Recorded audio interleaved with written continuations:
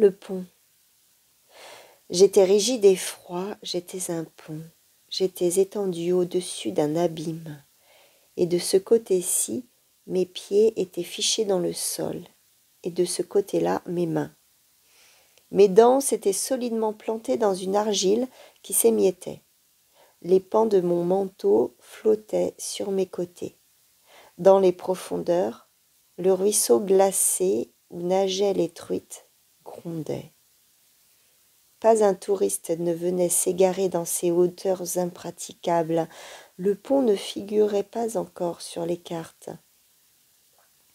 C'est ainsi que j'étais étendu et que j'attendais. Il me fallait attendre. À moins de s'effondrer, un pont, une fois construit, ne peut cesser d'être un pont. Un jour, à la tombée du soir, était-ce le premier, était-ce le millième, je ne sais pas. Mes pensées s'agitaient toujours en désordre et tournaient toujours en rond. À la tombée du soir, c'était l'été, le grondement du ruisseau était de plus en plus sombre. J'entendis le pas d'un homme. Il venait vers moi, vers moi. Étire-toi, pont, apprête-toi. Poutre sans garde-fou, soutiens celui qui t'est confié, compense imperceptiblement les incertitudes de son pas, mais si son pas chancelle, fais-toi reconnaître de lui, et telle une divinité de la montagne, propulse-le vers la terre ferme. Il vint, me tapota de la pointe ferrée de son bâton de marche, puis il s'en servit pour relever les pans de mon manteau et les disposer soigneusement sur moi.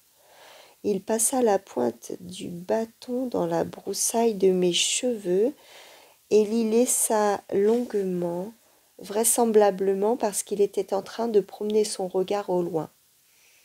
Puis, tout à coup, j'étais occupée à le suivre dans sa rêverie par les montagnes et les vallées.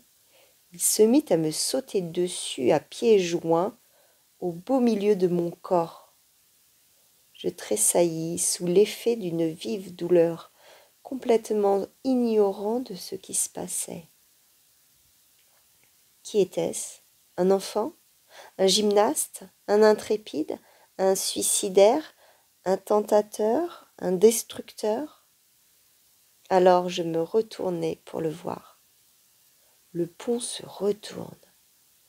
Je ne m'étais pas encore entièrement retournée que déjà je m'écroulais. Je m'écroulais et déjà j'étais déchiquetée et embrochée par les cailloux acérés qui m'avaient toujours regardée d'un air si pacifique depuis les eaux déchaînées.